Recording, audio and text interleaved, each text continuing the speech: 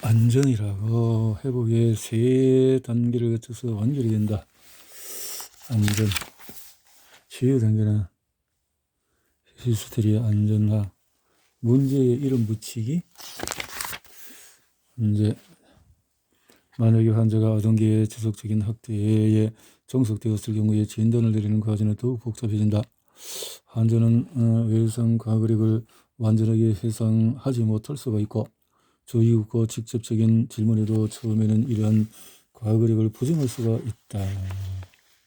만약에 치료자가 생각하기에 환자가 외상 후 증후군으로 고통받는 것 같다면 치료자는 환자와 이 정보를 충분히 공유해야 한다. 아는 것은 힘이 된다. 증후군. 많은 환자가 자신의 고통에 이름이 부여된다는 사실을 알게 되면서 안심하게 된다. 고통에. 그러나 외상 후 장애라는 진단을 거부하는 환자들도 있다. 이들은 어떤 정신과적인 진단이라도 자신에게 낙인을 찍는 것이라고 느낄 수 있으며 자부심을 가지고 자신의 상태를 부정하고 싶어 한다. 환자는 점차 치료자에게 자신의 이야기를 들려주는 데 동의하면서도 이것이 자기 자신을 위해서가 아니라 자신의 정치적인 목적을 위해서라고 했다. 심리적인 상태의 현실을 인정하고 변화하기 위한 단계를 밟아나가는 것은 힘을 가졌다는 신호이지 허약하는 신호는 아니다. 그것은 주체적인 태도이지 수동적인 태도가 아니다. 그런 마음으로 통제를 회복하기. 외상으로 피해자는 영양감과 통제력을 빼앗기기 때문에 회복을 이끄는 원칙은 생존자의 힘과 통제 능력을 회복하는 데 있다. 첫 번째 회복 단계에서는 생존자의 안전을 확립한다. 이는 모든 과제에 앞서 우선시되는 과제이다. 왜냐하면 안전이 단속이지 않은 경우에 어떤 치료 작업도 성공할 수 없기 때문이다. 안전.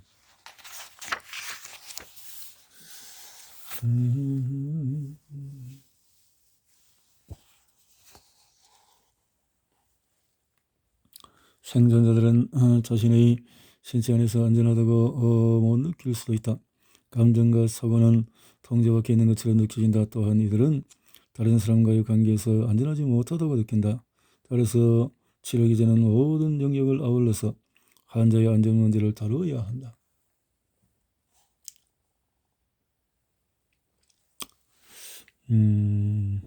안전을 확립하는 일은 신체를 조절하는 능력에서부터 시작하여 점진적으로 환경을 통제하는 능력을 키우는 영역으로 나아간다. 최근에 단일한 외상을 경험했다면 신체를 조절하는 능력을 키우는 일은 생존자가 입은 부상에 대한 의학적인 관심에서부터 시작한다. 성적으로 학대받은 누군가를 의학적으로 검사할 경우에 가장 중요한 것은 피해자를 다시 강간하지 않는 일이다. 의학의 중요한 규칙은 이것이다. 그 무엇보다도 해를 끼치지 않는 게 가장 중요하다. 강간 피해자는 강렬한 무기력감과 통제 상실을 경험할 때가 있다. 학대당한 직후의 피해자에게 겨우 최소한의 수동적인 동의만을 얻고 많은 의사를 보자 그 낯선 사람은 재빠르게 친한 척한 뒤 피해자를 통제하거나 의사를 결정할 수 없는 상태에서 질 속으로 기구를 집어넣는다. 이것은 피해자에 대한 심리적인 강간을 상징한다. 그래서 나는 검사를 할 때 피해자를 준비시키기 위해서 많은 시간을 들인다. 모든 단계에서 피해자에게 통제감을 되돌려주기 위해 노력한다. 나는 이런 방식으로 말한다. 우린 이걸 하고자 하는데 어떻게 하느냐는 당신이 결정합니다. 그리고 많은 양의 정보를 적어하는데 아마도 대부분은 이해하기 힘든 내용일지도 모른다. 그러나 우리 분야에서 이것은 중요한 문제이다. 나는 가능한 한 피해자가 적극적으로 참여할 수 있도록 한다. 기본적인 의학적인 보살핌을 제공받은 뒤에는 습식이나 수면과 같은 생리적인 리듬을 회복하고 과각성과 침투 증상을 감소시키는 데 집중한다. 증상이 심각할 경우에는 약물 치료를 고려할 수 있다. 외상 후 스트레스 장애에 대한 약물 치료 연구는 아직 걸음마 수준이지만 약물 중에서 몇몇 부류는 임상적인 사용을 보장할 만한 결과를 보이기도 하였다. 처방한 특정 약물의 효과는 환자가 치료에 어떻게 동의했는가가 크게 연관이 된다. 단지 증상만을 억제하기 위해서 약물 사용을 지시받았다면 환자는 또다시 힘을 빼앗긴 셈이 된다. 반대로 최선의 판단에 따라서 약물을 하나의 도구로 쓰자는 제안을 받았다면 선택권을 갖고 있다는 면에서 환자의 효능감과 통제감은 크게 향상될 수 있다.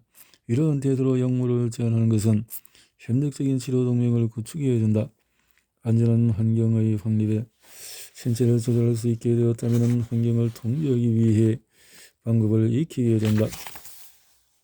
생존자가 안정감을 확립하려는 가운데 다른 사람과의 관계에 극단적인 동요가 나타날 수 있다. 이런 지위에 대해서 같이 울어주라는 어떤 그 사고와 함께 증상이 완화되자 치료의 초점은 그녀 아이들에게 옮겨졌다. 남자친구가 떠난 이후로 조용하고 순종적이었던 아이들을 완전히 통제 불가능한 상태가 됐다. 베이라는 아이들이 매달리고 요구하고 버릇이 없다고 호소했다. 이런 상황이 압도되고 좌절하면서 그녀는 남자친구가 돌아와서 아이들을 정신 차리게 해주기를 바랐다. 치료자는 폭력이 아이들에게 미치는 영향에 대해서 설명하면서 베이라 자신뿐만 아니라 아이들을 치료하도록 격려했다. 또한 아이 양육을 위한 실질적인 선택지들을 검토했다. 가족들과 소원했던 베이라가 집으로 언니를 초대하면서 상황은 개선되었다.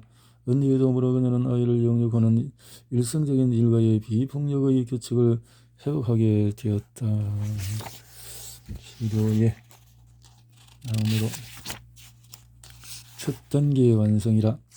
첫 번째 회복 단계에서 거쳐야 할 험난한 길 위에 선 환자와 치료자는 이 길을 우회하여 비켜가고 싶을 때가 있을 것이다. 때로는 안전을 확립하는 데 필요한 요소들을 빠뜨리고 치료 작업의 후반 단계로 허둥지둥 달려들고 싶기도 할 것이다. 치료에서 가장 일반적으로 저지르는 실수는 외상단세를 회피하는 데 있겠지만 안전을 확립하고 치료 동맹을 다지는 과제에 충분히 노력을 쏟지 않은 채 미성숙하고 성급하게 탐색 작업에 뛰어드는 실수도 가장 흔한 것 중에 하나다. 가끔 환자들은 자청하여 외상 경험을 생생하고 구체적으로 말하려고 한다. 이들은 단순히 이야기를 쏟아내기만 하면 문제가 해결될 수 있다고 믿는다. 이런 믿음에는 단 한 번의 외상을 뿌리 뽑을 수 있다는 강력한 카타르시스적인 체의에 대한 환상이 숨어있다. 환자는 과학적이고 피학적으로 몰입하는 장면을 상상할지도 모른다. 이 속에서 소리 지르고 울고 토하고 피 흘리고 죽고 나서 씻은 듯이 다시 태어나겠다고 상상한다. 이 재현에서 치료자의 역할은 곤란하게도 가해자의 역할에 가까워지는 듯. 왜냐하면 치료자는 환자를 구출해야 하는 이유로 고통을 일으켜야 하기 때문이다. 고통을 일으킨다. 이렇게 기억과 애도. 두 번째 회복 단계에 다다르는 생존자는 깊이 있고 완전하게 구체적인 외상 이야기를 전한다. 이러한 재구성 작업은 외상 기억을 전환시켜서 이를 삶의 이야기에 통합시킨다. 자네는 일반 기억을 일컬어 이야기하는 행위라고 설명했다. 그러나 외상 기억은 은화되지 않으며 정적이다. 생존자는 처음 전하는 외상 이야기는 지루하고 전형적이며 감정이 묻어나지 않는다. 어떤 연구자는 전환되지 않는 외상 이야기가 이야기적인 상태에 있다고 말했다. 이야기는 시간에 따라서 진진하지 않고 말하는 사람이 가지고 있는 감정이나 해석을 드러내지 않는다. 또 다른 진료자는 외상 기억을 스틸 사진이나 무성 영화에 비유했다. 치료는 이야기의 음악과 언어를 붙이는 역할을 맡는다. 생존자가 기억을 걸러내고 과거에 직면할 때는 안정감이 유지되도록 늘 균형을 맞춰야 한다. 환자와 치료자는 억제 증상과 침투 증상의 위험에 미치지 못하는 안전한 길로 협상해 가는 방법을 배워야 한다. 이야기를 재구성하기. 외상 이야기를 재구성할 때는 외상이 일어나기 전부터 외상이 일어나기까지의 상황을 검토하는 것에서 시작한다. 그러니까 어려움과 아픔을 직면해서 그렇게 해서 치료를 한다. 이런 면인데요. 외상 이야기의 전환이라. 외상 이야기를 전하는 치료적인 기법은 각기 종류가 다른 외상에 따라서 독립적으로 발달해왔다. 가장 크게 발전한 두 가지 기법으로 참전군인의 치료에 사용된 직접 노출 혹은 홍수 기법, 검은 생존자의 치료에 사용된 구조화된 증언 기법이 있다. 홍수기법은 회상 후의 스트레스 장애의 치료를 위한 제한권에 대해서 개발한 집중적인 프로그램의 일부였다. 이렇게. 이 기법은 정치적인 공을 받은 이들을 치료하는 증언기법과 많은 속성을 공유한다.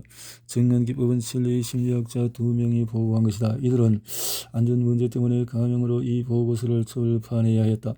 구체적이고 집중적으로 외상 경험을 기록하는 것이 이 치료의 중심 과제이다. 먼저 치료 회기를 녹음하여 환자 이야기가 담긴 추록을 준비한다. 그 후에 환자와 치료자는 이 기록을 함께 교정한다. 행동치료로서 협소한 의미를 담고 있는 홍수기법과 비교했을 때 증언기법은 사회적이고 정치적인 요소가 더 명시적으로 발전되어 있다. 치료 효과는 또한 유사하다. 참정근에들 치료했던 홍수기법의 효과는 더욱 명백했다. 치료를 끝낸 환자들은 외상후 스트레스 장애의 침투 증언과 가각성 증상이 극적으로 감소되었다고 보고했다. 이들은 악몽과 플래시백에서 벗어날 수 있었고 불안, 우울, 주의 집중 문제, 신체화 증상은 점진적으로 개선되었다. 더 나아가서 홍수기법을 마치고 6개월 뒤에 환자들은 침투 증상과 과각성 증상이 완전히 개선되었다고 보고했다. 보호된 관계는 완전히 보장된 상태에서 그러나 이러한 집중적인 치료 기법에는 한계가 있다. 홍수기법을 통해서 침투와 과각성 증상은 개선되지만 둔감하나 사회적인 회피와 같은 억제 증상은 변하지 않는다. 배우자와의 문제나 사회적인 직업적인 문제 또한 개선되지 않는다. 외상을 재구성하는 것만으로는 외상 경험이 가지고 있는 사회적이고 관계적인 차원에서를 다룰 수가 없다. 그렇네요.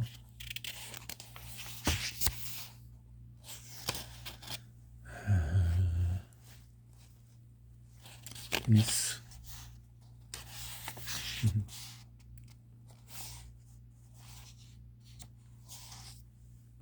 상처에 대해서